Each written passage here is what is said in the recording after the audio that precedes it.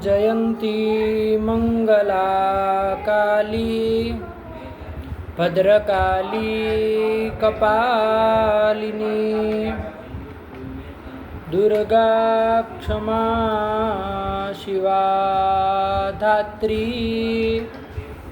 स्वाहा स्वधा नमोस्तुते भगवत्यै नमः पराम्बिकायै नमः।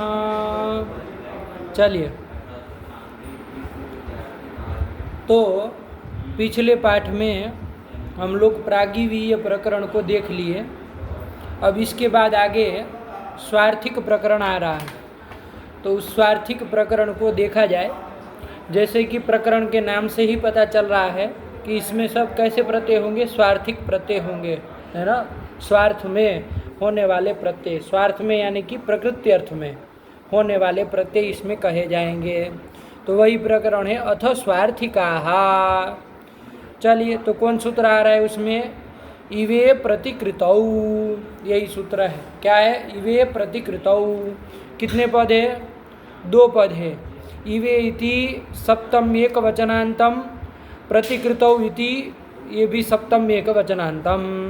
इव का इवे सप्तमी में बन जाएगा। हालांकि इव जो है वो आपका अव्यय है, तो आप कहेंगे अव्यय का फिर इवे कैसे बनेगा, उसका तो सदृशम तिषु लिंगेषु सर्वासु च विभक्तिषु कहा जाता है ना। उसका तो एक ही तरह का रूप रहता है, जिसका व्यय न हो वही अव्यय होता है।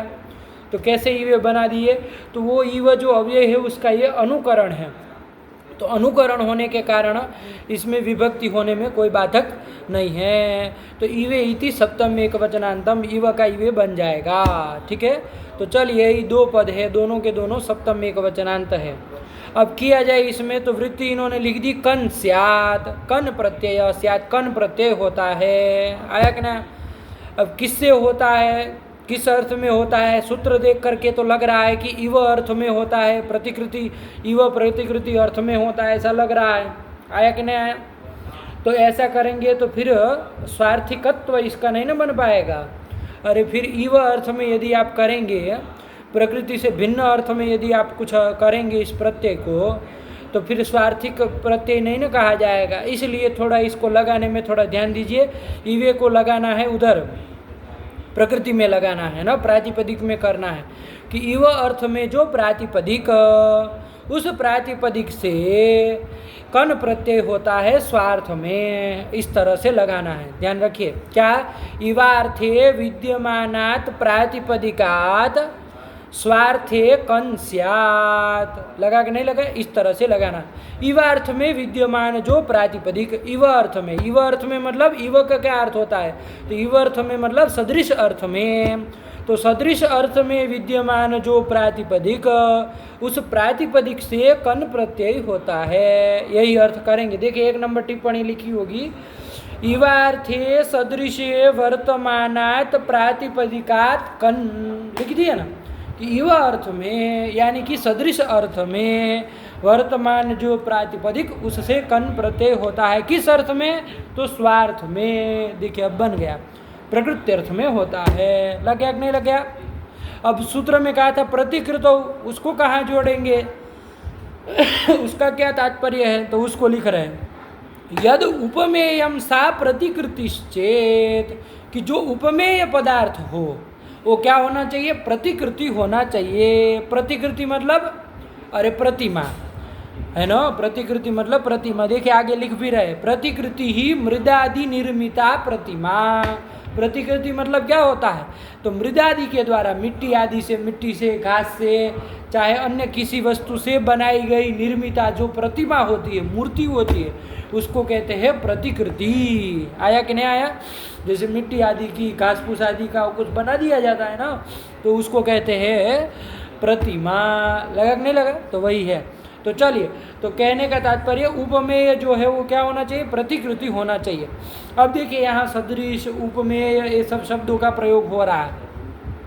तो एक चीज़ थोड़ी आपको शुरुआत में समझ लेनी चाहिए ताकि इस सूत्र को समझने में आसानी हो। ठीक है ना। जहाँ पर देखिए उपमा दी जा रही हो, है ना, तो वहाँ पर चार चीज होती हैं। जो साहित्य के विद्यार्थी होंगे, उपमा अलंकार पढ़े होंगे, तो वो लोग जानते हैं कि उपमा स्थल में क्या होती है, चार चीजें होती हैं।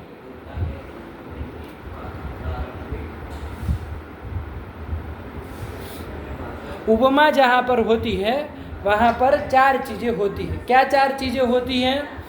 तो उपमेय होता है, उपमान होता है, साधारण धर्म होता है और उपमावाचक शब्द होता है ना। लिखना हो तो लिख लीजिएगा, चार चीज क्रम से लिख लो। उपमान, उपमेय, साधारण धर्म और उपमावाचक शब्द, ठीक है ना। ये चार चीजें होती है, थोड़ा ध्यान दीजिएगा।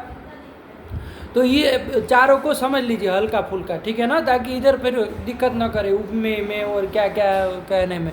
उपमान किसको कहते हैं? जैसे कहा जाए, एक उदाहरण ले लो, चंद्र इव मुखम, चंद्र की तरह मुख है ना। मतलब चंद्र जैसा आह्लादक है वैसा ये मुख जो है ये क्या है, आह्लादक है, आह्लाद आनंद देने वाला है ना। तो आह्लादक है ये कह दिया। तो अब यहाँ पर करिए,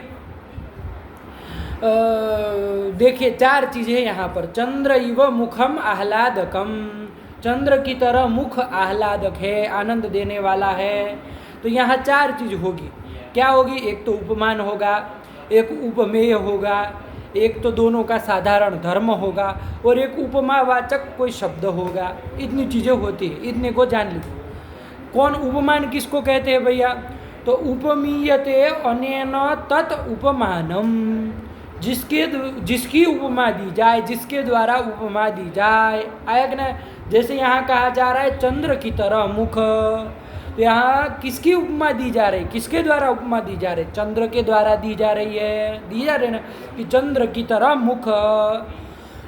तो चंद्र जो है वो आपका यहाँ क्या बन जाएगा? उपमान बन जाएगा। आया कि ना? तो चंद्र हो गया उपमान इस उदाहरण में। फिर क्या आएगा? उपमेय। उपमेय किसको कहते हैं? तो उपमीयते असौ इति उपमेयः, जिसको उपमा दी जाए, है ना, जिसको उपमा दी जाए तो उसको कहेंगे उपमेय। जैसे यहाँ पर चंद्र की उपमा किसको दी जा रही है? तो मुख को दी जा रही है ना। जिसको उपमा दी जाए तो मुख को दी जा रही है, तो मुख हो जाएगा उपमेय, ये बन जाएगा। आया कि नहीं आया? तो दो चीज हो गए, उपमान हो गया, उपमेय हो गया। फिर हो जाएगा साधारण धर्म। दोनों का एक साधारण धर्म होता है। अरे भाई आप कह रहे चंद्रमा की तरह मुख है, तो क्यों? तो उन दोनों का कोई कॉमन धर्म होना चाहिए, साधारण धर्म होना चाहिए। जैसे आह्लादकत्व, जैसे चंद्र में आह्लादकत्व है वैसे ही मुख में आह्लादकत्व है। अरे भाई जैसे चंद्र आनंद दाता है, आनंद देने वाला है, वैसे ही ये मुख, किसी कामिनी का, स्त्री का मुख भी है जो आनंद देने वाला है, चाहे किसी पुरुष का मुख जो है वो आनंद देने वाला है। आया कि नहीं? तो ये आह्लादकत्व, ये दोनों का क्या हो गया? कॉमन धर्म, साधारण धर्म हो गया। ये एक हो गया। तो तीन चीज हो गए, उपमान, उपमेय, साधारण धर्म और एक उपमावाचक शब्द, ये भी होता है। उपमावाचक शब्द यहाँ पर क्या है? तो चंद्र इव मुखम, तो इव शब्द का प्रयोग किया। तो इव क्या है? ये उपमावाचक शब्द है। लगा कि नहीं लगा? तो ये चार चीजें होती हैं। आया कि नहीं? हमको यहाँ बस ये थोड़ा उपमेय और सदृश सब प्रयोग हुए तो आपको बता दिए, तो जाने रहिएगा। तो उपमेय मतलब समझ में आया कि नहीं आया? जिसको उपमा दी जाए उसको कहेंगे उपमेय। आया कि नहीं आया? तो यहाँ पर क्या कहे हैं, आ जाइए वापिस, कि इव अर्थ में मतलब सदृश अर्थ में विद्यमान जो प्रातिपदिक, उस प्रातिपदिक से स्वार्थ में कन प्रत्यय होता है। आया कि नहीं? लेकिन वो जो उपमेय है, सदृश पदार्थ है ना, वो कौन होना चाहिए? प्रतिकृति होना चाहिए। आया कि नहीं? प्रतिमा होनी चाहिए। मृदादि के द्वारा निर्मित प्रतिमा जो है वो क्या होनी चाहिए? उपमेय होनी चाहिए। अब उदाहरण देखेंगे तो समझ में आएगा। क्या लिख रहा है देखिए, अश्व इव प्रतिकृति ही इति अश्वकः। तो अश्वकः बना दिया कन प्रत्यय करके। तो उसका विग्रह ध्यान दीजिए, क्या लिखे? अश्व इव प्रतिकृति ही, अश्व की तरह प्रतिकृति मतलब प्रतिमा। मान लीजिए मिट्टी से चाहे लोहे आदि से बनाई गई कोई प्रतिमा है अश्व की, तो वो अश्व नहीं है वस्तु था, वो कहा वो अश्व नहीं ना है, लेकिन वो अश्व की तरह है। तो अश्व इव प्रतिकृति ही, अश्व की तरह प्रतिमा। आया कि नहीं? वो लोहे से चाहे मिट्टी से बनाई हुई जो प्रतिकृति है उसको कह रहे कि अश्व की तरह है। तो अश्व इव प्रतिकृति ही, ये लौकिक विग्रह का लिए। तो यहाँ अश्व की तरह प्रतिमा, प्रतिकृति को बताया जा रहा है। तो उपमेय कौन हो रहा है? प्रतिकृति हो रही है ना, प्रतिमा हो रही है।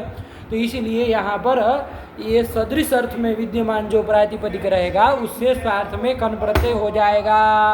है कि नहीं? मान लीजिए अश्व की तरह हम कहते हैं कि कोई देवदत्त है, मान लीजिए घोड़े की तरह देवदत्त है, मान लीजिए बहुत दौड़ता है तो हमने कह दिया घोड़े की तरह है ये देवदत्त, तो अश्व इव देवदत्त रहेगा। तो अब यहाँ पर कन प्रत्यय नहीं हो पाएगा, क्योंकि यहाँ उपमेय कौन बन गया? देवदत्त बन गया। प्रतिकृति प्रतिमा नहीं ना बन रही है, इसलिए नहीं हो पाएगा। कब होगा? जब उपमेय पदार्थ कौन होगा? प्रतिकृति होगा, तभी होगा। लग गया? चलिए, तो अब यहाँ बनाइए अश्व इव प्रतिकृति ही, अश्व की तरह प्रतिमा। आया कि नहीं? अब करिए यहाँ अलौकिक विग्रह करिए। अश्वसु, यही प्रथमांत प्रातिपदिक बना लीजिए, अश्वसु, ये कर लिया। यहाँ पर ये अश्वसु ये आपका है प्रातिपदिक, प्रथमांत प्रातिपदिक। तो ये कैसा है बाबू? तो ये आपका सदृश अर्थ में विद्यमान है। यहाँ अश्व जो है वो अश्व सदृश को बताएगा। आया कि नहीं? तो सदृश अर्थ में विद्यमान प्रातिपदिक हो गया अश्वसु।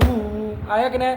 तो उससे अब कन प्रत्यय कर लिया जाए स्वार्थ में, है ना, प्रकृति अर्थ में। तो अश्व सदृश अर्थ में, प्रकृति अर्थ में हो जाएगा।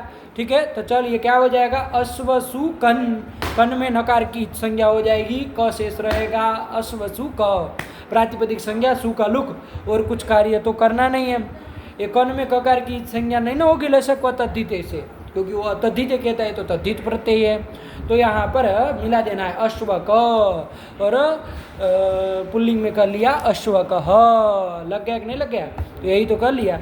अश्व इव प्रतिकृति ही अश्व कह, अश्व की तरह प्रतिमा होगी तो उसको कहेंगे अश्व कह। आया कि नहीं आया? तो यही तो बन जाएगा अश्व इव प्रतिकृति ही अश्व कह। आया कि नहीं? ऐसे मान लीजिए मनुष्य की प्रतिकृति हो, मनुष्य इव प्रतिकृति ही, मनुष्य की तरह प्रतिकृति प्रतिमा, मनुष्य की प्रतिमा बनाई दे जाती है ना।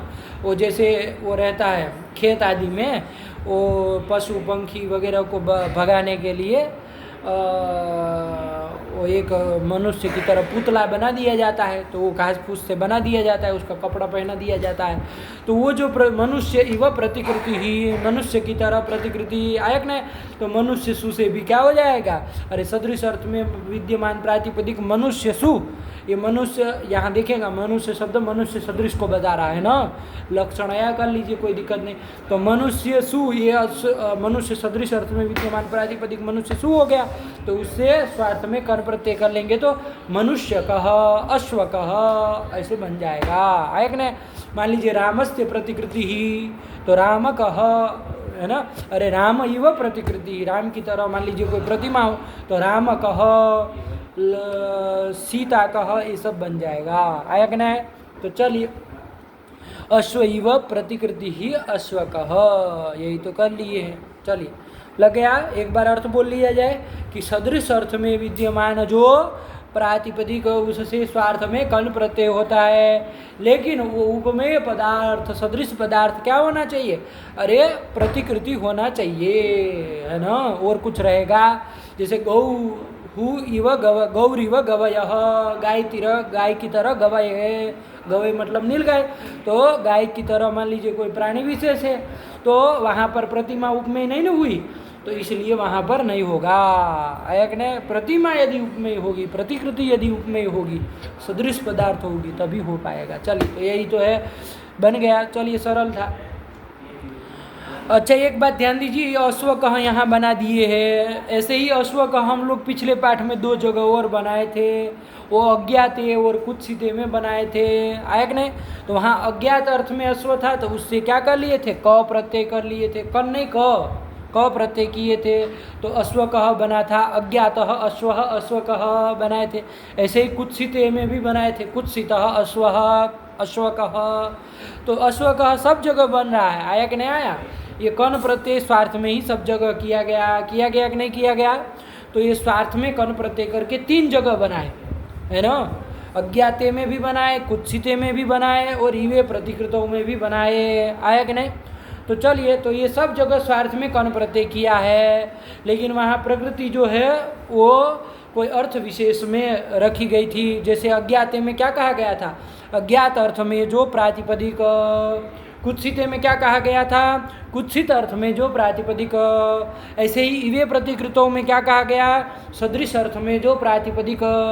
तो उनसे कन प्रत्यय किया गया स्वार्थ में। आया कि नहीं? तो सब जगह रूप तो बना अश्व कह, लेकिन कहाँ पर अज्ञात अश्व अर्थ लेना है, कहाँ पर कुत्सित अश्व अर्थ लेना है, कहाँ पर अश्व सदृश प्रतिकृति अर्थ लेना है, ये सब आप लोगों को वहाँ का प्रसंग देख करके, प्रकरण देख करके आपको लगाना होगा कहाँ पर कौन से अर्थ में प्रत्यय किया गया है। समझ में आया कि नहीं आया?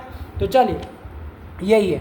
अब एक बात ध्यान दीजिए, लगे आज जब आप लोग ये समझ ही गए हैं, तो ये जो प्रत्यय हमने चाहे क प्रत्यय चाहे कन प्रत्यय किया, वो स्वार्थ में किया है, प्रकृति अर्थ में किया है। किया कि नहीं किया? क्योंकि प्रकृति के अर्थ में किया, अतिरिक्त कोई अर्थ में तो किया नहीं है। तो स्वार्थिक तो है, लेकिन अत्यंत स्वार्थिक इसको नहीं कहा जाएगा। क्यों नहीं कहा जाएगा अत्यंत स्वार्थिक? क्योंकि इसमें हमने प्रकृति में कुछ लगाया कि प्रकृति जो है, प्रातिपदिक जो है, इस अर्थ में हो, तब वहाँ पर इस कन होगा। तो अत्यंत स्वार्थिक हम इसको नहीं कहेंगे। अब देखिए, अत्यंत स्वार्थिक में भी कन करने के लिए अब वार्तिक, अगला वार्तिक आ रहा है। क्या वार्तिक आ रहा है? तो अब उसको देखिए। स्वार्थिक तो सब थे, ये इवे प्रतिकृतों से होने वाला कन भी स्वार्थिक है, प्रकृति अर्थ में किया गया है। अज्ञाते कुत्सिते में किया गया जो क प्रत्यय है वो भी स्वार्थिक है ना, स्वार्थ में किया गया। लेकिन ये अत्यंत स्वार्थिक नहीं कहा जाएगा, क्योंकि यहाँ प्रकृति में हमने विशेषण उपाधि लगाई थी। ठीक है? तो चलिए, अब अत्यंत स्वार्थिक कन प्रत्यय करने के लिए अगला वार्तिक वरदराजाचार्य कह रहे हैं, सर्व प्रातिपदिकेभ्यः स्वार्थे कन। यही तो आ गया, सर्व प्रातिपदिकेभ्यः स्वार्थे कन। देख लीजिए, 3 पद है, सर्व प्रातिपदिकेभ्यः पंचमी बहुवचनांतम, स्वार्थे इति सप्तमी एकवचनांतम, कन इति प्रथम एकवचनांतम। सूत्र वार्तिक से ही अर्थ समझ में आ जा रहा है कि सर्व प्रातिपदिकों से, सभी प्रातिपदिक, इसमें कोई लिमिट नहीं, कोई भी प्रातिपदिक हो, अश्व हो, मनुष्य हो, कुछ भी हो, तो उसमें क्या, उससे क्या होता है? स्वार्थ में कन, मतलब प्रकृति के अर्थ में ही कन होता है। आया कि नहीं? जैसे उदाहरण दे दिया अश्वकः, यहाँ भी अश्वकः बना दिया। तो यहाँ देखिए, हमको कोई लगाया नहीं है, ये वार्तिक में नहीं लगाया गया कि ये प्रातिपदिक इस अर्थ में विद्यमान होना चाहिए, कुछ नहीं कहा। बस प्रातिपदिक से स्वार्थ में कन प्रत्यय होता है। जैसे अश्वकः, अश्व एव अश्वकः, क्या विग्रह करेंगे? अश्व एव अश्वकः, अश्व को ही अश्वक कहेंगे। आया कि नहीं? तो अश्व, देखिए, अश्व मतलब कोई भी घोड़ा हो, उसके लिए नहीं लगाया कुत्सित घोड़ा हो, अज्ञात घोड़ा हो, मतलब प्रतिमा अश्व सदृश में अश्व शब्द हो, कुछ नहीं कहा।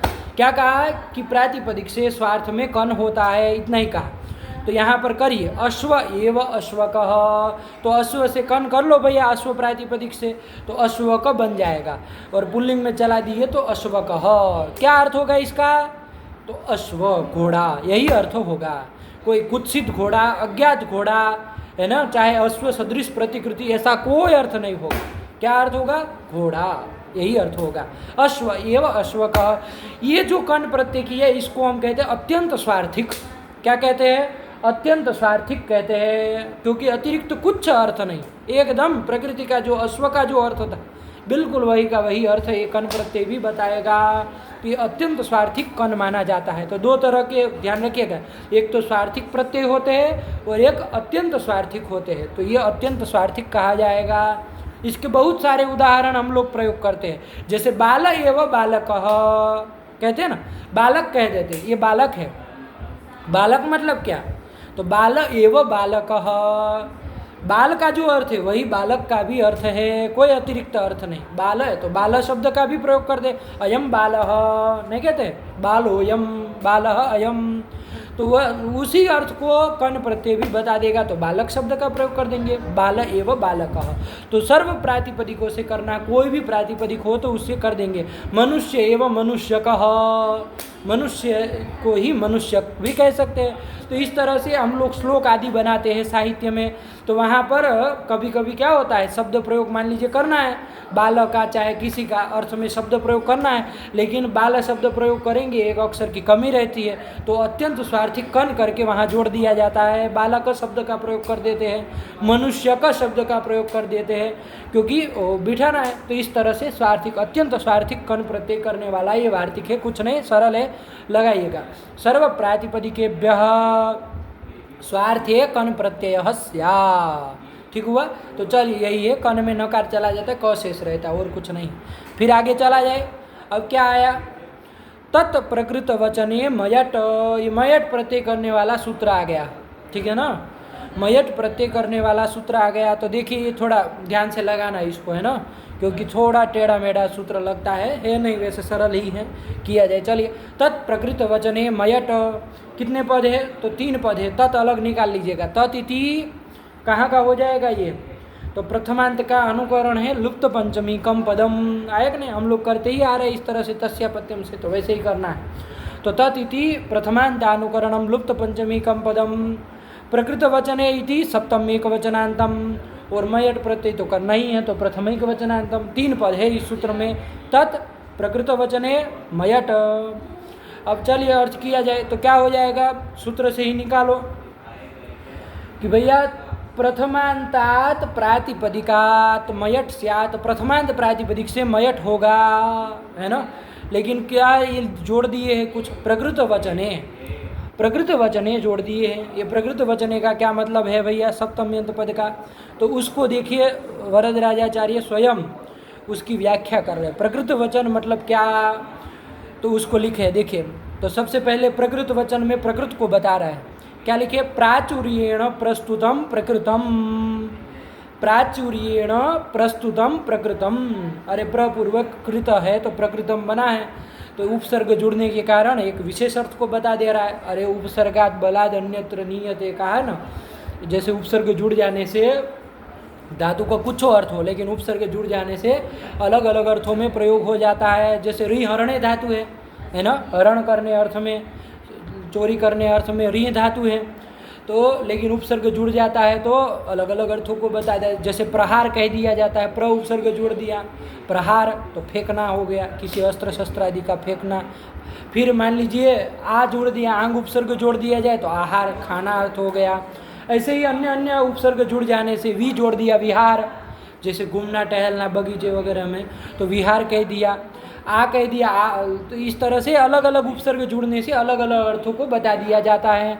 वैसे ही यहाँ पर कृत तो मान लीजिए करना है, ऐसे कुछ अर्थ होता, लेकिन प्र उपसर्ग जुड़ने से ये विशेष अर्थ को बता दे रहा है, तो कोई दिक्कत नहीं, जैसे कह रहा है उसको देख लिया जाए। प्रकृत मतलब क्या, तो प्राचुर्येण प्रस्तुतम प्रकृतम, प्राचुर्येण आधिक्येन प्रस्तुतम उपस्थितम विद्यमानम, मतलब आधिक्येन जो वस्तु उपस्थित है उसको कहेंगे प्रकृत, है ना।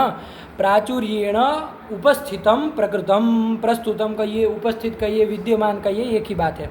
तो प्राचुर्येण मतलब आधिक्येन प्रस्तुतम प्रकृतम, तो ये प्रकृत कर दिया, मतलब बाहु आधिक्येन कोई चीज़ वस्तु विद्यमान है तो उसको कहेंगे प्रकृत, आया कि नहीं। तस्य वचनम, षष्ठी तत्पुरुष समास कर रहे प्रकृति वचन, प्रकृत वचन में, प्रकृतस्य वचनम इति प्रकृत वचनम, तो तस्य वचनम, वचन मतलब क्या, तो उसका अर्थ लिख दिए प्रतिपादनम, वचनम 2 लकीर और प्रतिपादनम, आया कि नहीं। तो क्या कहने का तात्पर्य है, समझिए इसमें। देखिए इधर ये सूत्र हमने शुरुआत में कहा थोड़ा टेढ़ा है, क्यों टेढ़ा है, क्योंकि इधर वचन शब्द जो है ना उसको बनाने में थोड़ा ध्यान देना है, उसको समझ लेंगे तो कोई बड़ी बात नहीं है। यदि वचन शब्द के अर्थ को नहीं समझे तो उलझते रहेंगे, दिन भर इसी की व्याख्या करते रहेंगे, निष्कर्ष कुछ नहीं निकलेगा। वचन मतलब क्या, यहाँ पर इन्होंने 2 तरह से वचन शब्द की सिद्धि की है, आगे लिख भी दिए, भावे अधिकरणे वा ल्युट। यहाँ वच धातु से जो ल्युट प्रत्यय किया गया है, तभी तो ल्युट के यू को अन आदेश करके वचन बना है, ये आप लोग जान रहे हैं, हम लोग कृदंत पढ़ चुके हैं। तो वचन शब्द बनाया वच धातु से ल्युट प्रत्यय करके, लेकिन यहाँ ल्युट प्रत्यय जो है वो 2 अर्थों में किया गया है। भावे अधिकरणे वा, भाव अर्थ में ल्युट किया गया, और एक अधिकरण अर्थ में किया गया। भाव अर्थ में करने वाला कौन सूत्र है? भाव यही ना है कि ल्युट सूत्र है, जो भाव अर्थ में क्या कर देता है? ल्युट प्रत्यय कर देता है। और अधिकरण अर्थ में ल्युट करने वाला सूत्र है करणाधिकरण योश्च, तो वो करण और अधिकरण अर्थ में करता है। हमको यहाँ अधिकरण अर्थ में किया, तो भाव अर्थ में ल्युट किया और अधिकरण अर्थ में ल्युट किया, तो अर्थ में अलग अलग हो ही जाएंगे, वैशिष्ट्य आ ही जाएगा। तो वच धातु से जब भाव में आप ल्युट करेंगे, वचन शब्द बनेगा, तो उसका अर्थ क्या होगा? भाव मतलब क्रिया, तो वच धातु की क्रिया क्या है? कहना, इसी अर्थ को बताएगा। वचन शब्द में जब वच धातु से, वच परिभाषणे धातु से ल्युट प्रत्यय भाव में करेंगे, तो ये किस अर्थ को बताएगा? भाव को, क्रिया को बताएगा, मतलब कहना, इसी अर्थ को बताएगा। अब वच धातु से जब अधिकरण अर्थ में कहा जाए, ल्युट प्रत्यय किया जाए, तब वहाँ वचन शब्द किसको बताएगा? तो उच्यते अस्मिन् इति वचनम, ये बनेगा, मतलब जिसमें कहा जाए, है ना, जिसमें कहा जाए उसको वचन कहेंगे। यही द्विविध वैचित्य व्युत्पत्ति वैचित्र्य से दो अर्थ निकालने यहाँ पर वचन शब्द के। एक तो वचनम मतलब कहना, जब भाव में करेंगे तब, और एक वचनम मतलब उच्यते यस्मिन्, जिसमें कहा जाए उसको भी वचन कहेंगे। तो ये कर लिया। अब प्रकृत को उसके साथ जोड़ा जाए, प्रकृतस्य वचनम इति प्रकृत वचनम। अब दो तरह के अर्थ निकालिएगा प्रकृत वचन के। वचन का भाव में करेंगे तो क्या अर्थ निकलेगा, और अधिकरण में अर्थ में करेंगे तो क्या निकलेगा। तो चलिए आ गया। अब फिर से एक बार बोल लीजिए, प्रकृतम मतलब प्राचुर्येण प्रस्तुतम प्रकृतम, प्राचुर्य से उपस्थित जो वस्तु है उसको कहेंगे प्रकृत, और तस्य वचनम इति प्रकृत वचनम, आया कि नहीं, उस वस्तु का वचन, आया कि नहीं। अब करिए दो तरह से अर्थ। एक अर्थ तो ये होगा कि प्राचुर्येण उपस्थित वस्तु को कहना, ये अर्थ हुआ। कब? भाव में ल्युट किए तो। आधिक्येन उपस्थित वस्तु है, उसको बताया जा रहा है। मान लीजिए अधिक अन्न है ना, बहुत सारा अन्न है, तो अधिक अन्न, तो यहाँ पर क्या किया जा रहा है? प्रकृत मतलब प्राचुर्येण जो वस्तु है अन्न, उसको बताया जा रहा है। तो यहाँ पर ये भाव अर्थ में करेंगे तो इस तरह से अर्थ आएगा।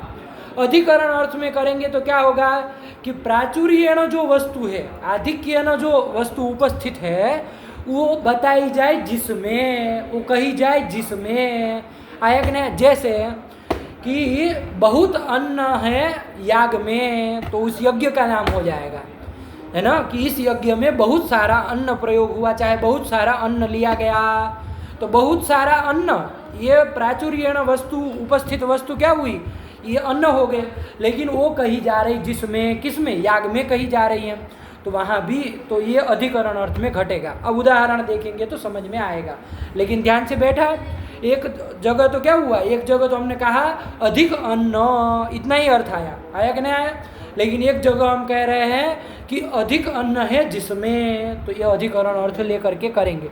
अब यही बिठाना है हमको, तो ध्यान रखना दो तरह से इस सूत्र का अर्थ अब जाएगा, क्योंकि वचन में दो तरह का आपने प्रत्यय किया, ल्युट दो अर्थों में किया, तो अब सूत्र का अर्थ भी दो तरह से हमको करना है, आया कि नहीं।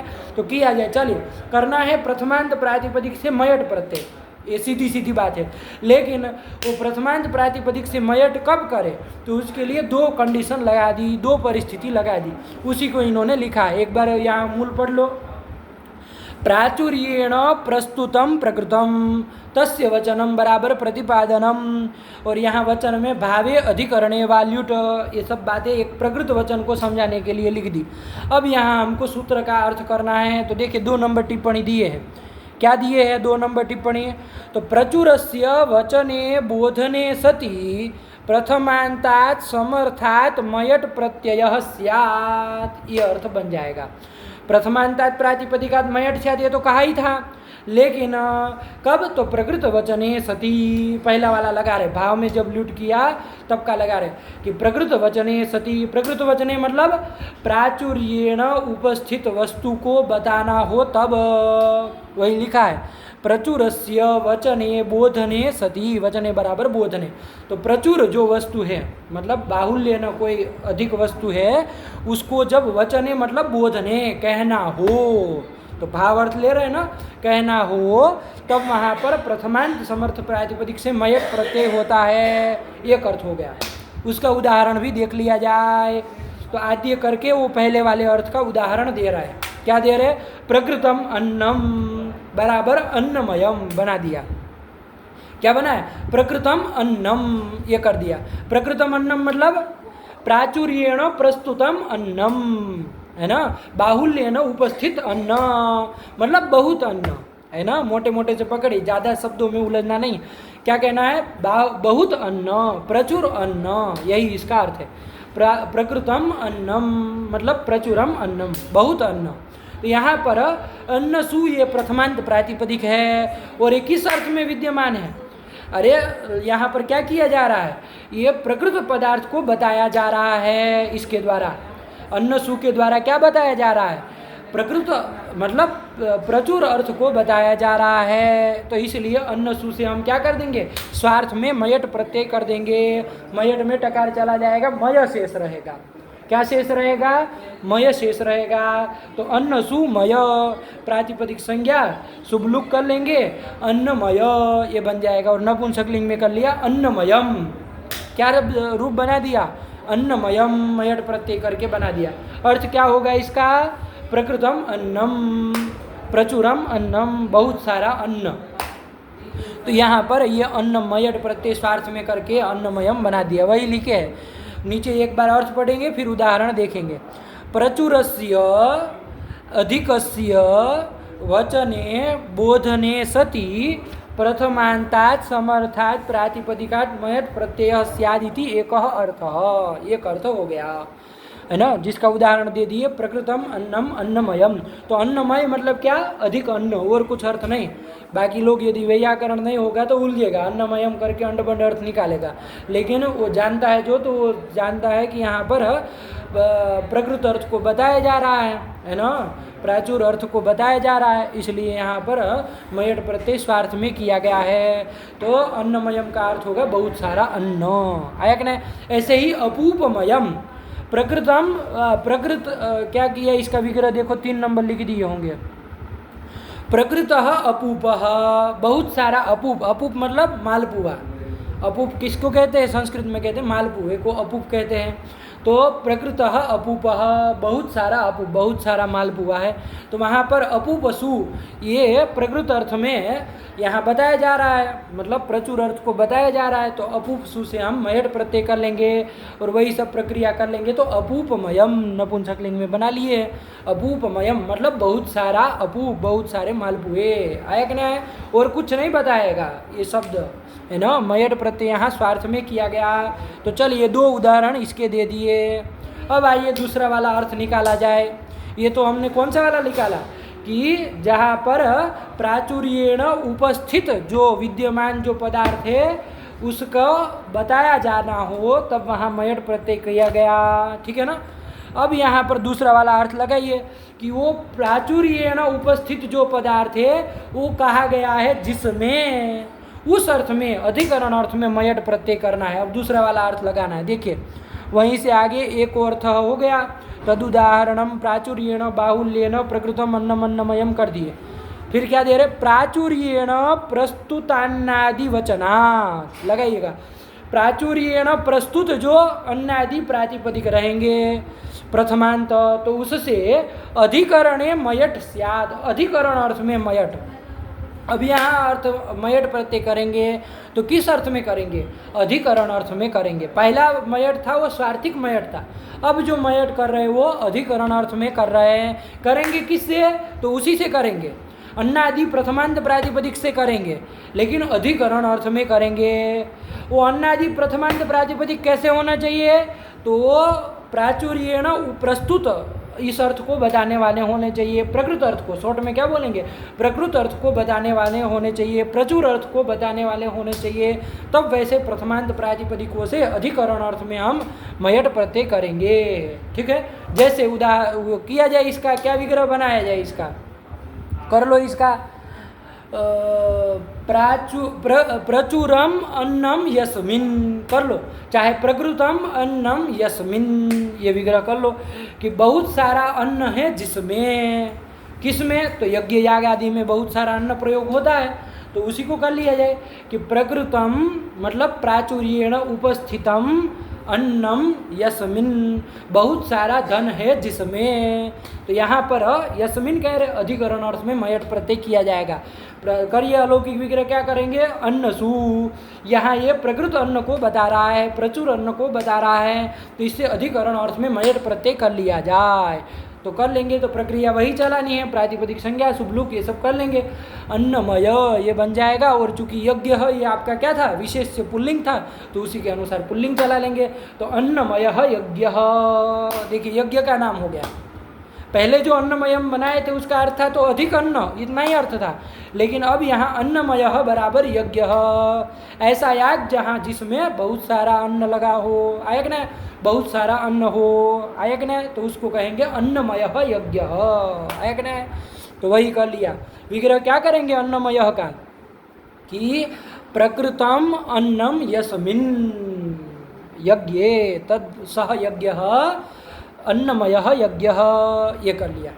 ऐसे ही दूसरा उदाहरण दे दिए, अपूपमयम पर्व, आया कि नहीं, अपूपमयम पर्व, अपूपमयम बनाए तो प्रकृतम अपूपम यस्मिन, ऐसे ही अधिकरण अर्थ में करना है तो वही विग्रह करेंगे कि प्रचुरम अपूपम, क्षम्यताम अपूप शब्द पुल्लिंग है ना, तो प्रचुर अपूप यस्मिन, बहुत सारे मालपुए हैं जिसमें, आया कि नहीं, किस में? तो पर्व लिख दिया। ऐसे पर्व आते हैं ना, कोई पर्व विशेष रहता है जिसमें बहुत सारे मालपुए बनाए जाते हैं, मालपुए मालपुए बनाए जाते हैं। उधर कहते हैं बिहार आदि में कोई वो कौन सा त्यौहार होता है? छठ में मालपुए बनते हैं। मालपुए कहाँ बनते हैं? छठ में। मालपुए कब बनते हैं? अच्छा, तीज में, हाँ हाँ, उसमें मना, देखिए तो उसी पर्व का नाम हो जाएगा कि प्रचुर प्रचुर अपूप यस्मिन पर्वणि, जिस पर्व में प्रचुर अपूप होते हैं, मालपुए होते हैं, तो उस पर्व का नाम हो जाएगा। तो यहाँ अन्नसु से अधिकरण अर्थ में मयट प्रत्यय कर लेंगे, है ना, तो क्या बन जाएगा? अपूपमय, और पर्व चूंकि नपुंसकलिंग होता है तो अपूपमयम कह देंगे। अपूपमयम पर्व, वो जो हरियाली तीज जो कह रहा है लड़का, उसी को कहेंगे अपूपमयम पर्व। तो ऐसे अन्य भी बनाना है, ऐसा नहीं कि खाली अपूप के लिए। मान लीजिए और भी कुछ चीज़ मान लीजिए बहुत बनती हो, प्रचुर बनती हो किसी में, तो इस तरह से कर लिया जाए। कोई ऐसा वो प्रातिपदिक कौन होना चाहिए, इसमें कोई लिमिट नहीं रखी है, आया कि नहीं, बस ये होना चाहिए कि वो प्राचुर्येण प्रस्तुत होना चाहिए, है ना, मतलब प्रकृत होना चाहिए, तब उससे अधिकरण अर्थ में मयट कर लिया जाएगा। ये नहीं कि खाली अपूप में और अन्न में ही करेंगे। तो चलिए अपूपमयम पर्व ये तो बना लिए, ठीक है, वही लिखे थे। दूसरा अर्थ लग गया ना, प्राचुर्येण प्रस्तुतान्नादिवचनात् प्रथमान्तात् समर्थात् अधिकरणे मयट स्यात् इति द्वितीयो अर्थः। उदाहरणम प्राचुर्येण प्रस्तुतानि अन्नानि यस्मिन्, यही तो कर दिए, यस्मिन् वाला विग्रह किए। सह अन्नमयः यज्ञः इत्येवं तंत्रेण अर्थद्वये सूत्र तात्पर्यम, तंत्र से यहाँ दो अर्थ किए गए। प्रकृत वचन, वरना सूत्र में तो प्रकृत वचन एक ही पद था, लेकिन यहाँ पर तंत्र किया गया है ना। तंत्र किसको कहते हैं? तंत्र किसको कहते हैं? हाँ, आता है ना, वहाँ है तंत्र, एक से स्वर आवृत्ति रहती है ना, तो तंत्र किसको कहते हैं?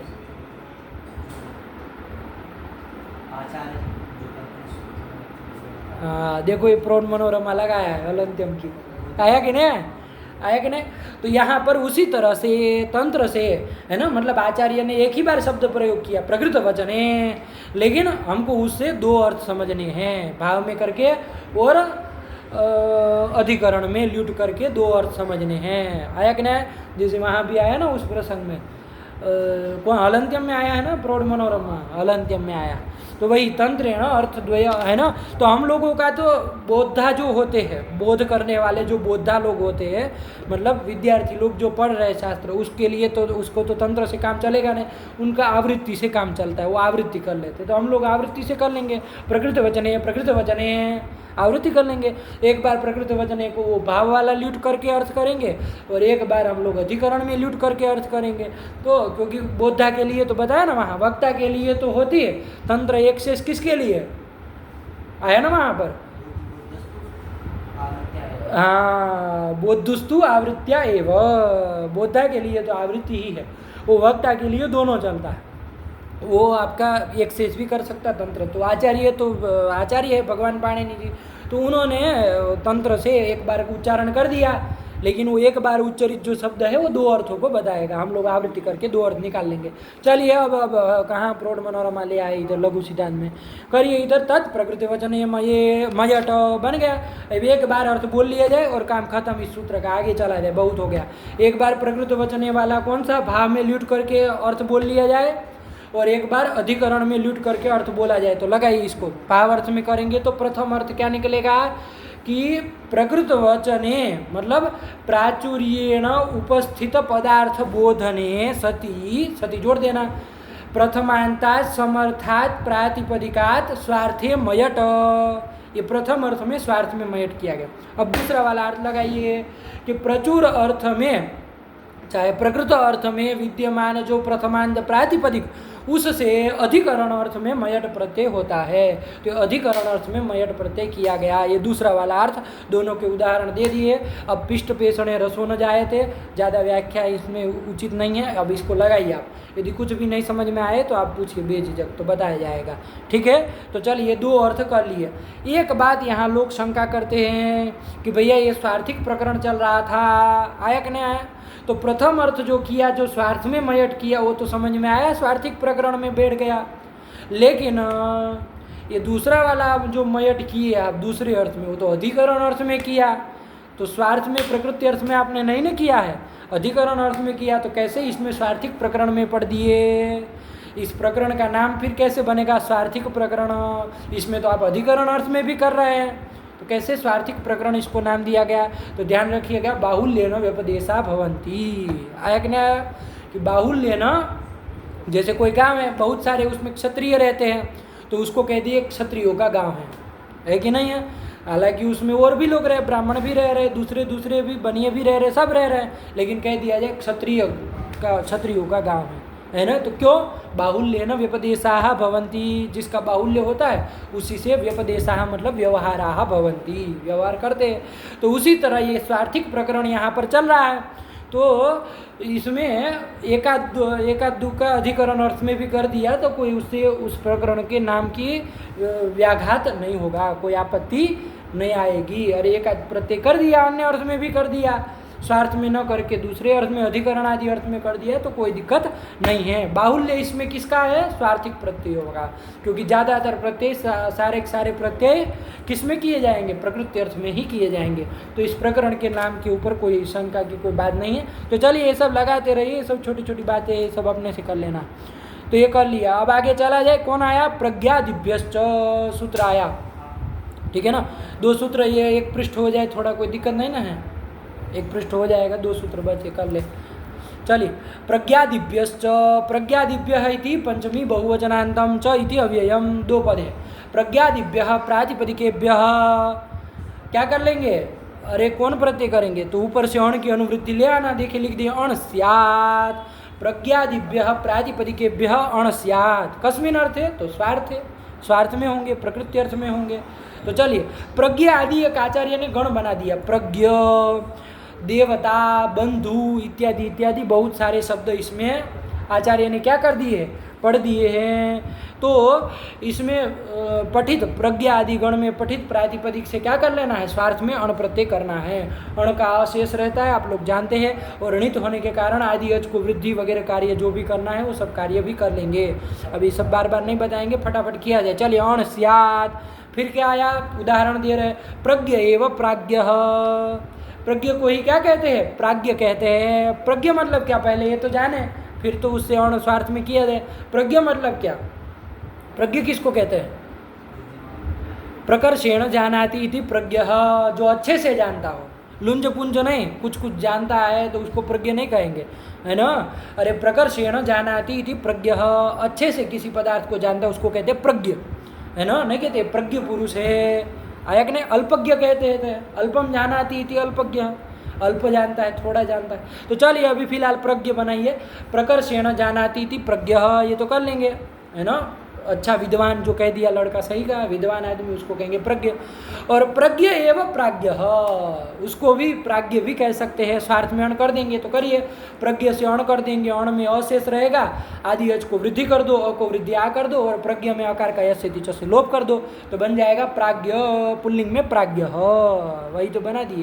प्राज्ञ पुरुष भी कह देते हैं। अरे वो श्लोक में आया ना, प्राज्ञ क्या आया है, अरे वो नीति शतक में आया ना, वो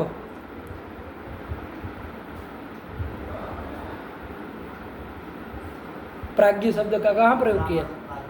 हाँ हाँ हाँ हाँ, वो भी है, प्राज्ञ विद्याम अर्थम च चिंतयेत, ये भी आया, वो दूसरा का है, लेकिन ये हम उसका कह रहे हैं। चलिए इसको भी ले लिया जाए। प्राज्ञ विद्याम अर्थम च चिंतयेत, विद्याम अर्थम, विद्या और अर्थ दोनों को चिंता, ये चिंतन करता है। मतलब चिंतन करता मतलब सोचता नहीं रहता है कि पढ़ने जाऊँगा, पढ़ने, सोचने से काम नहीं ना चलेगा, मतलब उसके लिए यत्न करता है। कौन करता है? प्राज्ञ, प्राज्ञ व्यक्ति। प्राज्ञ मतलब क्या? तो प्रज्ञ एवं प्राज्ञ है ना, बुद्धिमान व्यक्ति जो है, विद्वान व्यक्ति है, वो विद्या के लिए और अर्थ के लिए हमेशा यत्न करता है कि नहीं है? दोनों में से किसी की उपेक्षा नहीं करता है। आया कि नहीं? चलिए, तो वही बता रहे, तो हमको तो प्राज्ञ बताना है ना। अरे नहीं ना करनी चाहिए, न विद्या की उपेक्षा करनी चाहिए, न अर्थ की करनी चाहिए। आया कि नहीं? बहुत लोग भावुक हो जाते हैं तो कहते हैं अब तो हमको पढ़ना ही है, कुछ पैसा वैसा नहीं कमाना, ऐसे भी नहीं चलता है। अरे रोटी चाहिए कि नहीं चाहिए? आपका घर है, परिवार है, सबका पालन पोषण करना है, आप अकेले तो नहीं है, सन्यासी बन के तो घूमना नहीं है, तो उसका भी चिंतन करना चाहिए, है कि नहीं है? तो वो अब उसके अर्थ के चक्कर में विद्या की उपेक्षा भी नहीं करनी चाहिए। पता चला अनुष्ठान करने निकल लिए, है ना, तो विद्या भी उपेक्षा कर दिए, ऐसा भी नहीं चलेगा, दोनों का करना है। तो कहने का तात्पर्य क्या, जब जिसका समय है उसको कर लेना चाहिए। जैसे पढ़ने का समय है तो विद्या का वो कर लेना चाहिए, फिर जब कमाने का टाइम आएगा 25-30 साल के हो जाएंगे तो कमा भी लेंगे। आया कि नहीं? खिचड़ी नहीं पकानी चाहिए, वरना न इधर के रहेंगे न उधर के रहेंगे, उलझ जाते हैं। तो चलिए बहुत हो गया, अब व्याख्या नहीं करनी है। प्राज्ञ बना दिया, तो कैसे बना? प्रज्ञ एवं प्राज्ञ, ठीक हुआ। और लिख दिया प्राज्ञी स्त्री, वरदाचार्य लिख रहा है कि भैया मान लीजिए वो स्त्री होगी तो वहाँ पर क्या हो जाएगा, क्योंकि अण प्रत्यांत हो गया तो टिट ढाणे द्वेष ददने मात्र ते ठक ठे कहीं को रपा, इससे अनंत होने के कारण क्या हो जाएगा? गिफ हो जाएगा, गिफ हो जाएगा तो प्राज्ञी बन जाएगा। तो स्त्री होगी तो प्राज्ञी कहेंगे। मान लीजिए नपुंसकलिंग रहेगा तो प्राज्ञम कुलम ये कह देंगे, है ना, कोई दिक्कत नहीं, तीनों लिंगों में चल जाएगा अण प्रत्यांत। तो वही बना दिए प्रज्ञ एवं प्राज्ञ, प्राज्ञी स्त्री, प्राज्ञम कुलम बना लेना। फिर क्या बना दिए? दैवतः, दैवतः बनाए तो कौन शब्द है? देवता, देवता शब्द है, देव का वाचक। जैसे कृष्ण देवता, कृष्ण देवता है तो देव का वाचक देवता शब्द है, नित्य स्त्रीलिंग चलता है। अब वो भी ये प्रज्ञादि गण में आया है तो इससे भी स्वार्थ में अण हो जाएगा। तो देवता एव, यही विग्रह कर लेंगे, देवता एव इति दैवतः। तो कैसे बनेगा? तो देवता से अण कर लो, अण का अ रहेगा, आदि अच को एक वृद्धि ऐ कर लो, और देवता में आकार का यशिति च से लोप कर दो, अण का मिला दो, तो दैवत, पुल्लिंग में सुरुतो विसर्गो दैवतः। तो देवता कहो चाहे दैवतः कहो, है कि नहीं है? कोई श्लोक याद है इसमें दैवतः प्रयोग आता हो? दैवतः कृष्ण मतलब क्या? तो देवता कृष्ण, और कुछ नहीं, अपत्य उपत्य मत लगा देना, अंड बंड अर्थ। देवता एवं दैवतः, स्वार्थ में अण किया गया, ठीक है ना। ऐसे ही बांधवः बना दिया, देखिए कितने सुंदर सुंदर शब्द है। तो प्रज्ञादिगण में बंधु शब्द आया, क्या आया? बंधु शब्द आया। तो बंधु शब्द है, बंधु किसको कहते हैं? अरे भाई बंधु लोग होते हैं उसको बंधु कहते हैं। तो बंधु एवं बांधवः, तो बांधव बना है। तो कैसे बना है? तो बंधु से स्वार्थ में अण कर दिया। तो बंधु अण था, आदि अच को वृद्धि की है, और बंधु में उकार को क्या कर दिया जाएगा? अकार इकार तो है ना कि यस्य तिच से लोप कर दे, उकार है, कौन लग जाएगा? और गुणः, वर्णांत से भस्य गुणः स्यात् तद्धिते परे, तो वर्णांत को गुण कर दो भैया, वो गुण कर दो, अब आदेश कर दो, तो बांधव ये बन जाएगा, सुरुतो विसर्गो बांधव बन गया। चलिए, तो बांधव किसको कहेंगे? तो बंधु को ही बांधव कहेंगे। हिंदी में दोनों प्रयोग कर दे, बंधु बांधव लोग। अब दोनों काहे कर रहे हो भाई? बंधु जो है वही बांधव है, स्वार्थ में ही अण किया गया है। आया कि नहीं, लेकिन कर देते हैं, अब चलता है। चलिए, ऐसे ही प्रज्ञादिगण में बहुत सारे शब्द आए हैं, देखना चाहिए। प्रज्ञादिगण में बहुत सारे शब्द आए, तो उन सबों से स्वार्थ में क्या हो जाएगा, अण प्रत्यय हो जाएगा। जैसे चोर शब्द आया, चोरी करने वाला जो होता है उसको कहते हैं चोर, हिंदी आदि में कहते हैं। लेकिन चोर एवं चौरह, जब प्रज्ञादिगण में आए तो स्वार्थ में अण कर देंगे, तो चौरव शब्द भी प्रयोग कर सकते हैं, है ना। संस्कृत में दोनों मिलता है, चौरह ये मिलता है कि कृष्ण चौरह, अरे दुकुला नाम चौरह, दुकुल चौरह आता है ना उसमें, अरे नूतन जलधर रुचये गोप वधूटी दूल चौराय, चौराय, तो चौर शब्द का प्रयोग किया। अब पूछो वहाँ नहीं आई को भैया चौर कैसे बना, तो बताएंगे वो, तो ध्यान रखिए स्वार्थ में किया, चोर एवं चौर कह, चौरह, अरे स्वार्थ में अण कर दिया, आदि को वृद्धि आकार का लोप, चौरह। अब ये सब जानते हैं आप लोग, तो कोई बड़ी बात नहीं है। चोर एवं चौरह। फिर क्या बना दिए, रक्षस शब्द आया, रक्षः, राक्षस का वाचक रक्षस शब्द है, रक्ष रक्षसी रक्षांसी नपुंसकलिंग में चलता है, वो रक्षस शब्द भी आया है, सकारांत है, तो उसमें भी कर लो रक्षः एव, तो क्या बन जाएगा, स्वार्थ में करेंगे तो रक्षस से अण कर लो, आदि अच को वृद्धि कर लो, राक्षस अ मिला दो, राक्षस बन जाएगा। राक्षस नहीं कहते राक्षस है, तो राक्षस कैसे बना है देखो। अब ये प्रज्ञादिगण न देखे हो तो कैसे बनाएगा आदमी, तो रक्ष एव राक्षस, रक्ष को ही राक्षस कहेंगे, स्वार्थ में अण। ऐसे ही मन एव मानसम, है ना, मन एव मानसम, तो मनस शब्द है, स्वार्थ में अण कर लिया, आदि अच को वृद्धि, और कुछ करना है तो है नहीं, मिला देना है, तो मानस बन जाएगा नपुंसकलिंग में मानसम। बहुत प्रयोग करते साहित्य में मानस शब्द का, मन का कम करते, मानस का ज़्यादा करते, वो है ना, तो मानसम, मानसम कैसे बनता है, तो मन एवं मानसम, मन को ही मानस कहते हैं। आया कि नहीं, याद है कोई श्लोक मानस का, मानस, अरे वो मानस सरोवर वाला भी मानस बनता है, तो वो अलग है ना, वो अलग है। यहाँ हम मन का ही स्वार्थ में अण करके मानस बनाया, मानसम। बहुत इसके भी नहीं आते हैं कई सारे, अब आप साहित्य के लड़के हैं तो हम पूछ रहे इसलिए श्लोक बार बार। चलिए, तो बन जाएगा मन एवं मानसम, ठीक है। फिर क्या आया, मरुत, मारुतः बनाते, हम कहते मारुतः, वायु का नाम है मारुतः, कैसे बना भैया, मारुतः मतलब वायु कैसे कहेंगे, तो मरुत एवं मारुतः, यही प्रज्ञादिगण में आया है, मरुत एवं मारुतः, तो अण करके आदि अच को वृद्धि कर दिए और मिला दिए, तो मारुतः।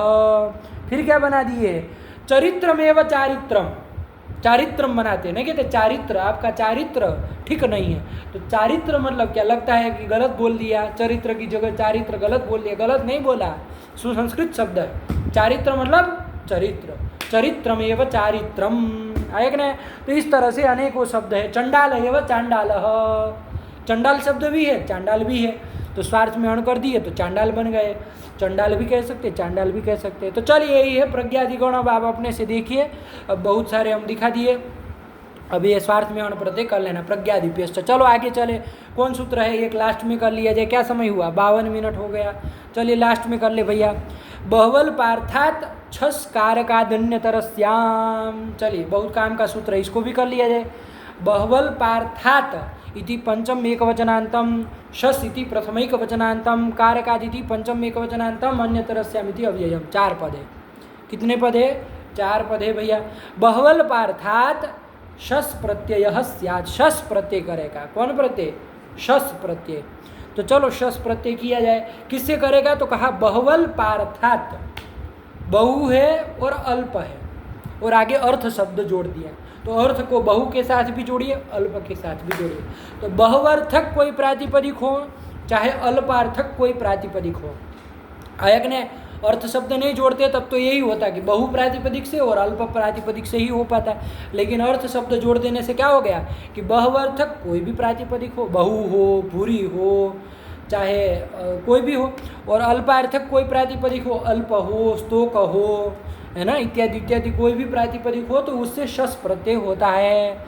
किस में होता है भैया, किस अर्थ में होता है, तो कह दिए स्वार्थे, स्वार्थ में होता है, और कौन होगा।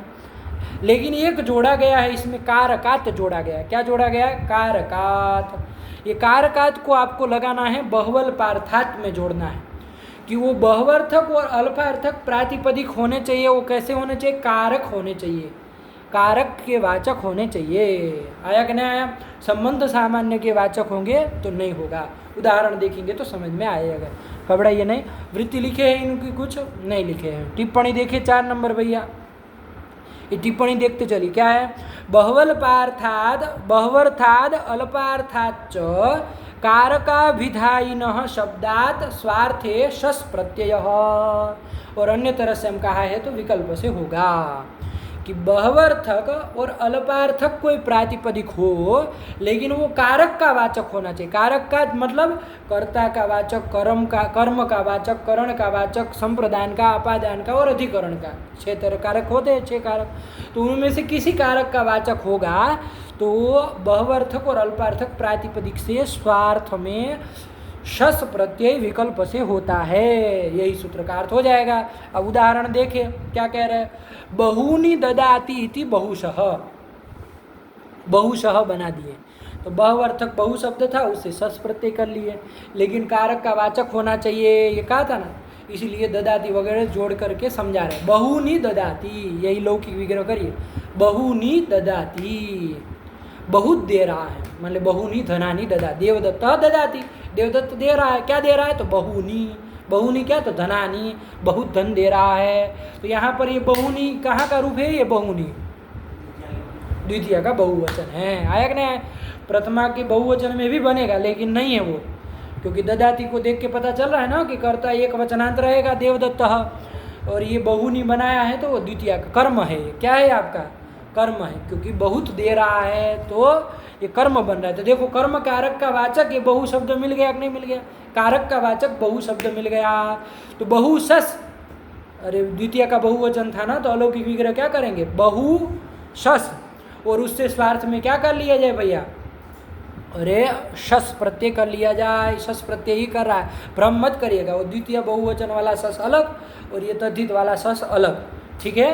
तो बहुशस, ये तो हम द्वितीय के बहुवचन का तोड़ के बोले हैं, बहुनी का व्याख्या किए, बहुशस। अब इससे स्वार्थ में हम करेंगे शस प्रत्यय। तो करो शस प्रत्यय भैया। क्या करना है? तद्धितांत मान करके प्रातिपदिक संज्ञा, और वो वाला जो शस था जो सुप वाला उसका लुक कर देंगे, तो बहुशस ये बचा। अब ये शस में किसकी किसकी संज्ञा होगी देख लो भैया। प्रत्यय के आदि में शकार है तो उसकी लसक व तद्धित से संज्ञा हो जाएगी कि नहीं हो जाएगी? अरे नहीं होगी भाई, अतद्धित का है, तद्धित है, तद्धित का सस है ना, इसीलिए बार बार बोल रहे हैं। ये तद्धित का सस है, वो सुप वाला सस नहीं है, तो इसकी क्या होगी? संज्ञा नहीं होगी। तो चलो क्या कर लिया जाए भैया? तो बहुशस ये बन गया। और ये शस प्रत्ययांत जो होते हैं ना, आपको तद्धित सर्व विभक्ति ही पढ़ाते समय बताए थे, अव्यय संज्ञा होती है, वहाँ परिगणन कर दिया है। तो वहाँ आया था शस प्रभृतयः, क्या लिखे थे? प्राक समासांतेभ्य, कि सस से लेके समासांत पर्यंत जितने भी प्रत्यय आएंगे, तो यही वाला ये सस प्रत्यय, ये सब प्रत्ययांत जो बनेगा तद्धितांत, तो वो क्या होता है? अव्यय संज्ञक होता है। तो अव्यय संज्ञा हो जाएगी तो बहुसस से मान लीजिए सु आदि लाएंगे तो उसका अव्ययादाप सुपर से लुक हो जाएगा, तो एक ही तरह का रूप बनेगा, एकदम सरल है। तो क्या बन जाएगा? बहुसस ये बन गया, पदांत को तो विसर्गो कर दीजिए, तो बहुशः ये बन जाता है। क्या बन जाता है? बहुशः। क्या अर्थ होगा इसका? बहुनी। अरे यहाँ बहुनी के उसमें तो बनाया है, कर्म कारक में बनाया है, इसलिए बहुनी। मान लीजिए अन्य कारक का वाचक बहु शब्द रहता है कि नहीं है, तो उस अर्थ को भी बता देता है, स्वार्थ में शस किया गया और कुछ नहीं है। तो बहुनी ददाती बोलो चाहे बहुशः ददाती बोलो, एक ही बात है। आया कि नहीं? तो स्वार्थिक शस प्रत्यय कर लिया, बहुत सुंदर बना दिया। ऐसे ही अल्पार्थक का उदाहरण दे दिया, अल्पशः, तो कर लो अल्पानी ददाती, है ना? अल्प दे रहा, अल्पानी धनानी ददाती, थोड़ा धन ही देता है, दान देता है लेकिन थोड़ा थोड़ा देता है, 10-20 रुपया दे के निकल लेता है। तो अल्पानी लोग होते हैं ना, उधर गंगा स्नान करेंगे और फिर वहाँ 1 रुपया दे के निकल जाएंगे, कहेंगे कि हमने स्नान करके दान दे दिया था, तो वही अल्पानी ददा। चलो अब उसकी भावना है, हम क्यों उसको छेड़े। बहु अल्पानी ददाती, तो करिए। यहाँ भी अल्पानी अल्पार्थक प्रातिपदिक अल्प शस मिल गया, तो अब इससे ये भी क्या है, कर्म कारक को बता रहा है, कारकाभिधायी ये भी हो गया, तो इससे भी स्वार्थ में शस कर लेंगे तो अल्पशः बन जाएगा, तो बहुशः अल्पशः ये बन जाएगा। और बहवर्थक कोई दूसरा होगा, मान लीजिए भूरी होगा तो भूरिशः ये भी बन जाएगा। अल्पार्थक कोई दूसरा होगा, स्तोक शब्द है तो स्तोकशः अल्पशः ये सब बन जाएंगे। तो ये जो आपको सुनने में आता है ना बहुशः अल्पशः, ये सब इसी के है, सार्थिक शस प्रत्यय किया गया है। चलिए बोलिए एक बार सूत्र और उसकी वृत्ति। बहवल पार्थात छस कारका धन्यतरस्याम, लगाइए क्या करोगे कि बहवल बहवर्थात अल्पार्थात च समर्थात प्रातिपदिकात कारका विधायिनः स्वार्थे सस वास्यात्, यही कर लिया। उदाहरण भी दे दिए, अब और उदाहरण आप बनाते रहिए। एक वार्तिक आ रहा है उसको भी देख लिया जाए। क्या आ रहा है, आद्यादिभ्यस्तसे रूप संख्यानम, ये वार्तिक है ना, बहुत प्रसिद्ध वार्तिक है। शॉर्ट में लिख देते हैं व्याख्या ग्रंथों में, आद्यादित्वात् तसी ही लिख देते हैं। तो क्या है भैया आद्यादित्वात् तसी, कुछ नहीं जानेंगे, तो वही ये वार्तिक है। आद्यादिभ्य तसे उपसंख्यानम, क्या है अर्थ भैया करिए।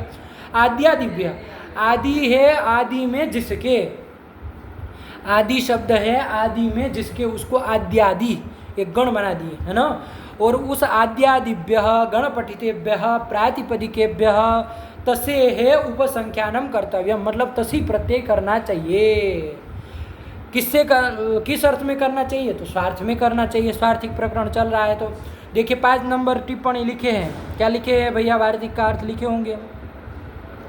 अयम तसी ही सार्व विभक्ति कह, इतना लिख दिए और कुछ नहीं लिखे कि भैया आदि आदि आदि गण पठित प्रातिपदिकों से आप तसी प्रत्यय करेंगे स्वार्थ में, लेकिन वो आदि आदि जो आपके प्रातिपदिक रहेंगे वो कौन विभक्त्यंत होने चाहिए, तो कहा भैया ये सार्व विभक्तिक तसी, मतलब कोई भी विभक्त्यंत हो तो वहाँ पर उससे आद्यादि गण पठित से क्या कर लेंगे हम, तसी प्रत्यय कर देंगे स्वार्थ में। एक आया था पंचम्यास तसील, अभी हम 2 पाठ पहले ही पढ़े हैं उसको, 2-5 पाठ पहले ही पंचम्यास, वो पंचम्यंत प्रातिपदिक से करता था, तसील प्रत्यय करता था।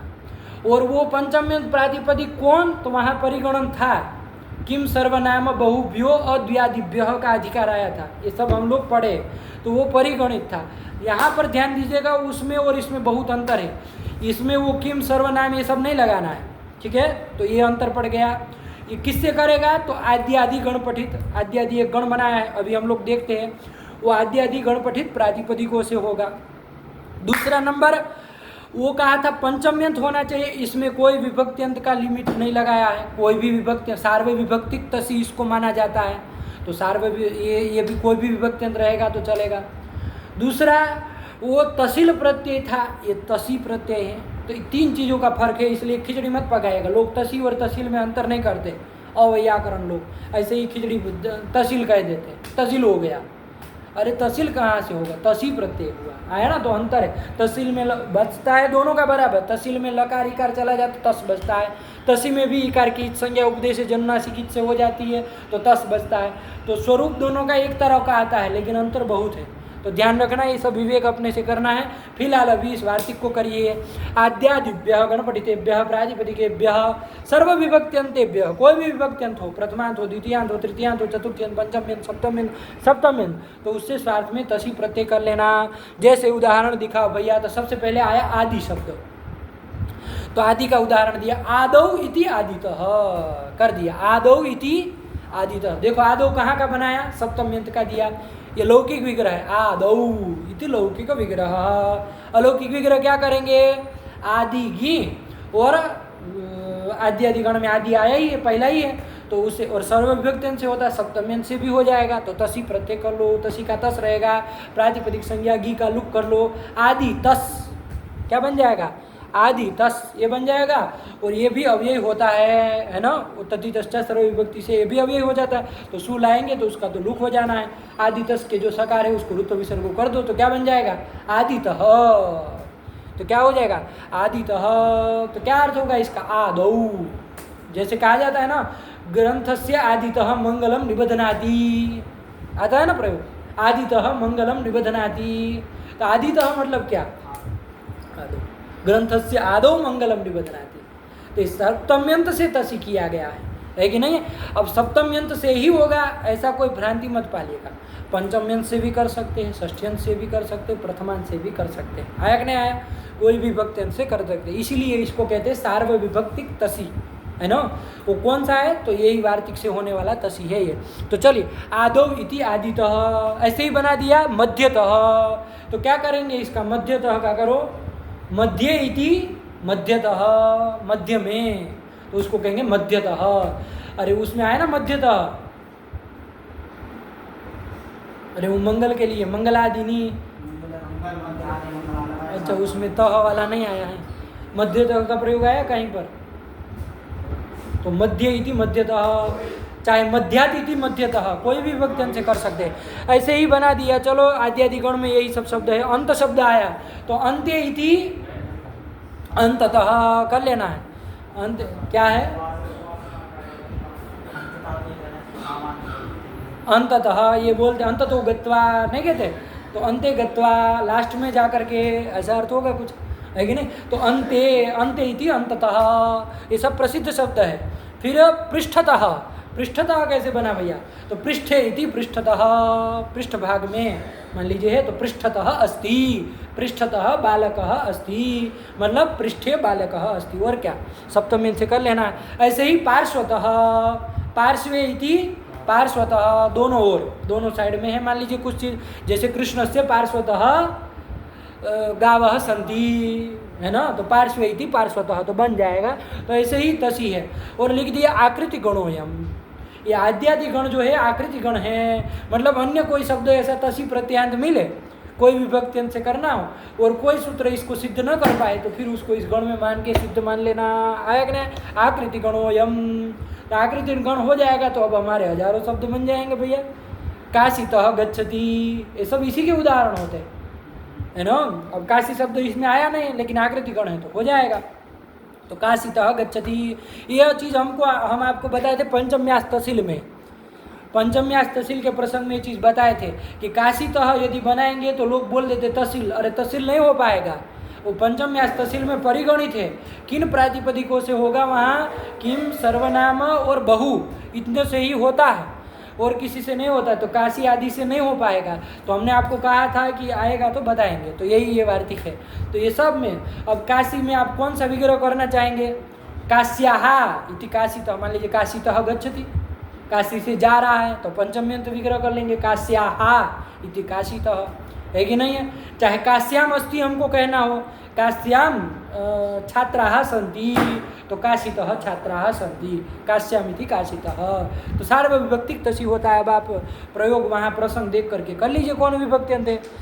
इन्होंने आकृति गण होने के कारण 2-3 उदाहरण और दे दिए। स्वरेण इति स्वरतः, ये बना दिए स्वरतः, तो स्वरतः बनाए, स्वर शब्द ले लिया तो स्वरेण, देखो तृतीयांत से कर रहे, स्वरेण इति स्वरतः। तो कौन किया? स्वर टा और उससे तसी प्रत्यय कर दिया, तो टा का तो लुक कर देना और मिला देना स्वरतः। ऐसे ही वर्णतः, तो वर्णेन इति वर्णतः, ये सब तसी प्रत्यय हो जाएगा। अरे उधर आया ना वो श्लोक है ना, ये स्वरतो वर्णतो वा, मंत्रोहीन ये है, मंत्रोहीन है, दुष्टो दुष्टः शब्दः, मंत्रोहीनः स्वरतो वर्णतो वा। आप लगाइए, देखिए इसको बिना व्याकरण पढ़े लगाना कितना कठिन हो। स्वरतः वर्णतः हीनः मंत्रः, क्या लगाएंगे? व्याकरण पढ़ा होगा वो जानेगा कि भैया स्वरेण ये तृतीयांत से स्वार्थ में तसी प्रत्यय किया है ना? आद्यादिभ्य तसेर उपसंख्यानम, इससे। ऐसे ही वर्णतः कैसे बनेगा? वर्णे न इति वर्णतः, तो वही बना दिए स्वरतः वर्णतः। तो स्वरेण हीनः, वर्णेन हीनः मंत्रः, आगे क्या है प्रयोग? मंत्रोहीनः स्वरतो वर्णतो वा मिथ्या प्रयुक्तो न तम अर्थम आह। यदि वो मंत्र स्वरेण हीनः, स्वर से, उदात अनुदात स्वर, अरे वो ह्रस्व दीर्घ प्लुत वाला स्वर नहीं कह रहे हैं, स्वरेण हीन मतलब उदात अनुदात स्वरित से हीन होगा मान लीजिए, या तो वर्णेन हीन, कोई वर्ण मान लीजिए कोई आधा वर्ण है लेकिन आपने छोड़ दिया उसको बोलने में, है ना, 2 वर्ण है मान लीजिए, बहुत सारे व्यंजन वेद आदि में होते हैं ना तो उससे हीन यदि मान लीजिए मंत्र आपने प्रयोग किया तो वो न तम अर्थम आह, वो उसका अपना जो वास्तविक अर्थ है उसको न आह, वो उसके अर्थ को नहीं कहेगा, वो विपरीत किसी अर्थ को कह देगा। अरे वहाँ उदाहरण भी दिया ना, इंद्र शत्रुर वर्धस्व, क्या है, हाँ वो उसका फिर आगे का उसी प्रसंग को बता रहे हैं, लेकिन वो प्रयोग वो है इंद्र शत्रुर वर्धस्व। तो वहाँ इंद्र शत्रु मतलब शातई था, मारने वाला, तो इंद्र से शत्रु, इंद्र शत्रु, एक तो ये विग्रह कर सकते षष्ठ तत्पुरुष करेंगे तो, और इंद्र शत्रु यस्य, इंद्र है शत्रु मतलब शातई था, मारने वाला जिसका, 2 तरह के अर्थ। अब देखिए इंद्र का शत्रु षष्ठी तत्पुरुष करेंगे, इंद्र का शत्रु, इंद्र का मारने वाला, षष्ठी तत्पुरुष करेंगे तो यही ना अर्थ आएगा कि इंद्र शत्रु वर्धस्व, मतलब इंद्र को मारने वाला बढ़े, पैदा हो, उत्पन्न हो, है कि नहीं, ये हो जाएगा। और बहुव्रीहि करेंगे तो इंद्र है शत्रु मतलब सातयिता, मारने वाला जिसका, मतलब इंद्र मारने वाला हो जिसका ऐसा पैदा हो, ऐसा वो अर्थ निकलेगा। समझ में आया कि नहीं आया? नहीं आया तुमको? क्या आया? षष्ठी तत्पुरुष करेंगे तो इंद्र को मारने वाला पैदा हो। देखो वो याग कौन कर रहे थे? दैत्य लोग याग कर रहे थे। कौन कर रहे थे? अरे वो वृत्रासुर को पैदा करना था तो हैं? तो कौन याग कर रहे थे? त्वष्टा ऋषि याग कर रहे थे। किस लिए याग कर रहे थे?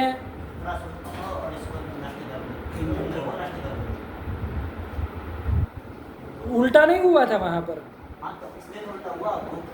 हाँ हाँ ठीक ठीक, हाँ यही उल्टा हुआ था। उसको अपेक्षित था कि इंद्र को मारने वाला पैदा हो, लेकिन उल्टा हो गया, मतलब अभिषिक्त था उनका षष्ठी तत्पुरुष, तो स्वर उनको करना चाहिए था उदात अनुदात स्वरित जो भी प्रक्रिया है उसके अनुसार वैसा स्वर करना चाहिए था जिससे षष्ठी तत्पुरुष हो, कि इंद्र को मारने वाला पैदा हो, लेकिन गड़बड़ी हो गई भैया, स्वरेण हीन मंत्र प्रयुक्त, तो उसने क्या कर दिया, उत्तम अर्थम न आह, वो अभिप्सित आपका जो अर्थ था वो नहीं बताया, उल्टे अर्थ को बता दिया कि इंद्र मारने वाला है जिसका वो पैदा हो, मतलब इंद्र के द्वारा जो मारा जाए ऐसा पैदा हो, तो वैसा अर्थ हो गया, बहुव्रीहि वाला स्वर लगा दिए तो गड़बड़ा गया, है कि नहीं है?